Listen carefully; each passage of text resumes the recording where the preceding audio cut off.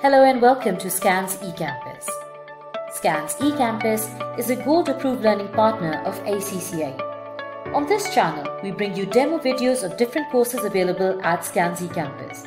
So don't forget to subscribe to our channel to get notifications of additional videos and hit the like button. In this lecture, we are going to cover IFRS 8, which is related to operating segments.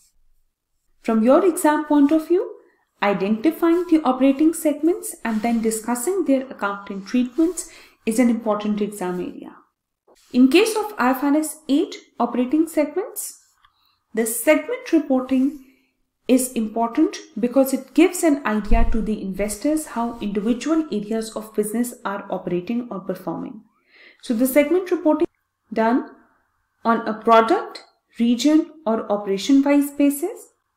The judgment is done based on the risks and rewards of each of the areas, their profitability and how the management views them.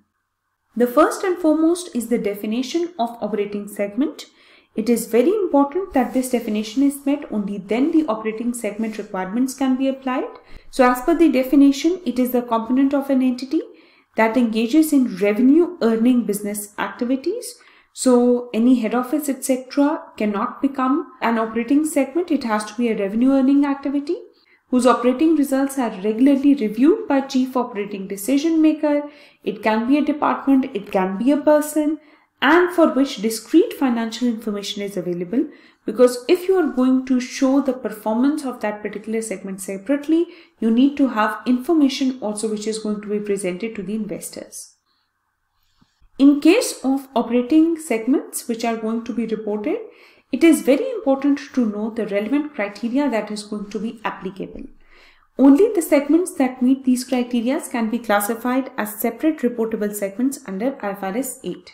There is a quantitative threshold applicable over here, which is number 1, the segment reported revenue is 10% or more of the combined revenue. If a segment is meeting this criteria, it is going to be shown as a separate reportable segment. Why? Because it is that material that it is producing minimum 10% of the whole business revenue. Then, if this criteria is not met, its reported profit or loss is 10% more of the greater of the combined profit. In case of profit, you calculate profits of all the segments and you apply a 10% to it. The reason being the same as we've discussed in point number 1. If both these criteria are not being met, then you have to see the assets also. If the segment has at least 10% assets of the whole business, then also it is material enough to be presented separately. In case these criteria are not being met, another threshold that is applied is the total external revenue that is reported by operating segment. In that case, if the total of the individual segments that have been classified based on the previous criteria, their revenue is added up and it is less than 75% of the total revenue of the business, then additional operating segments can be identified and they can be added to the revenue to make up to at least 75% of the total amount. The ultimate purpose over here is that for at least 75% of the business, the information provided should be on a segregated segment-wise basis.